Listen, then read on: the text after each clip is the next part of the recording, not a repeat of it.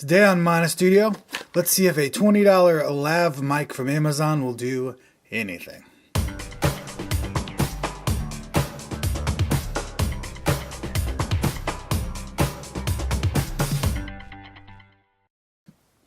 Hey everybody, welcome to Mina Studio. My name is Nathan, and with me, I forgot Ronald. And with me, as always, is Ronald, my tech director. Here you go back there. There we go. Alright, now that we got Ronald, we can actually start the video. So today we are going to look at a really cheap lav microphone, a lavalier, the little clippy microphones you see everybody wearing on videos and newscasts all the time. That's what we're going to test. So I have been wanting to get a cheap lavalier microphone to try and use in videos for a while, and the nice folks at Paladou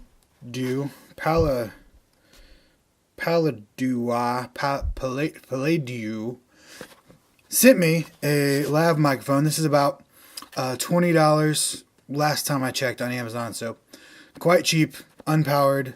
They did send me this for free to test, so full disclosure there, but that doesn't mean anything for my opinion. My opinion is still my opinion. I'm not being paid to say anything about this. So let's test it out. Lav mic by Paladou.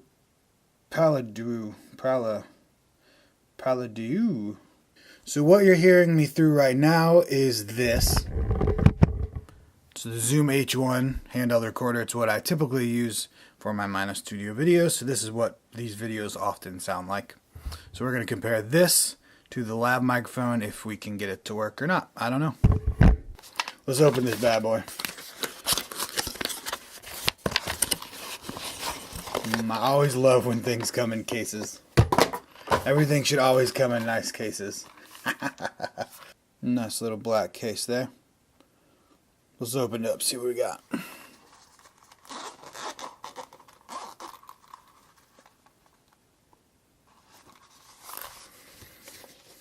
Alright. So we got the actual microphone here. We got an extension cable, looks like.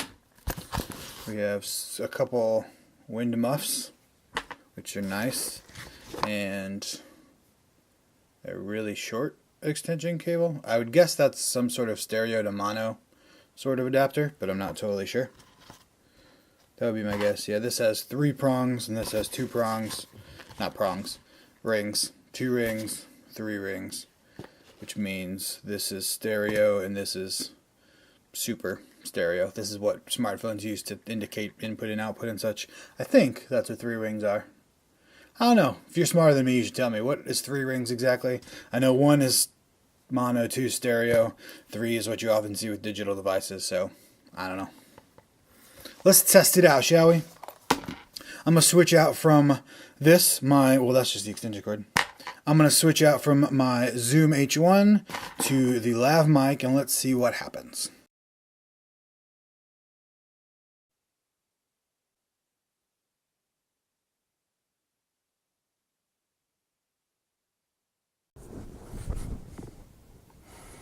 Okay, so you should be able to hear me now. You couldn't hear me before. I now know that.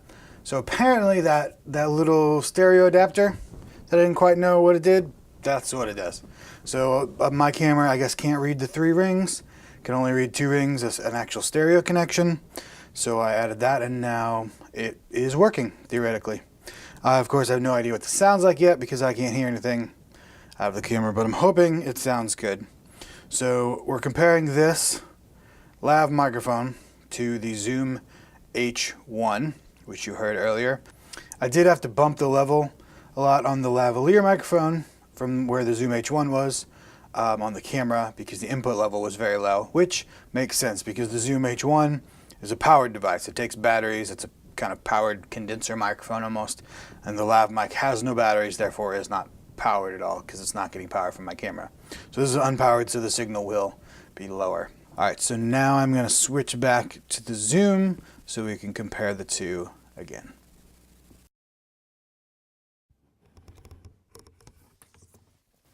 So now we're back to the Zoom H1. So that was the comparison of the Zoom H1, which I normally use, versus this lav mic here. This is $20. Zoom H1 is $100. I'm going to go listen to these, and I'll be back in just a second. And I'm back. I listened to it, and I am pretty impressed, actually. For a little $20 lav microphone, it sounded pretty good. I mean, I don't think it sounded nearly as good as the Zoom H1 did, but it's probably not going to, because this lav microphone has the same problem as all lav microphones, and that they're not in front of your mouth at all. They're down here. As you can see, if I bend down and talk straight into it, you get a lot more fidelity, and it's much louder, and I believe it sounds a lot better. But when I come back up here, I'm not talking into it. I'm talking here. The microphone's here. Obviously, it's not going to pick up the optimum audio like the Zoom H1, where I can place it directly in front of me or down some, so I don't get all the pops. But other than the normal lav mic problems, I think it sounds really good. I wish I had a more expensive lav mic to test it with, but I don't, because I don't really like lav mics for the reason I just talked about. But sometimes they are necessary. If you're somewhere you can't set up an external mic like the H1, you don't have mic stands and such, or you can't hold it, or it's too noisy to be rattled around, or maybe you're outside and you're walking around a lot and moving a lot, then lav mics are necessary, and they're good for what they're needed for. I just don't have any because I'm not a huge fan, and I don't often walk around the woods talking to myself.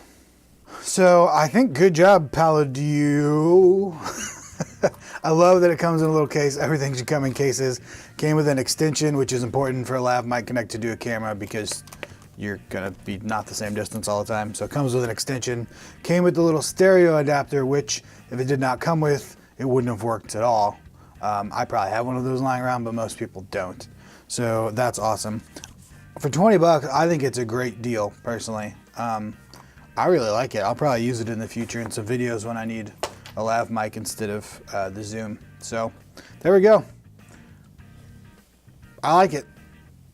Thumbs up. I don't have a rating system. I should have a rating system. I give it 4 out of 5 Ronalds. Thank you so much for watching Mina Studio, and I will see you back here next time with maybe something else we'll rate with Ronalds.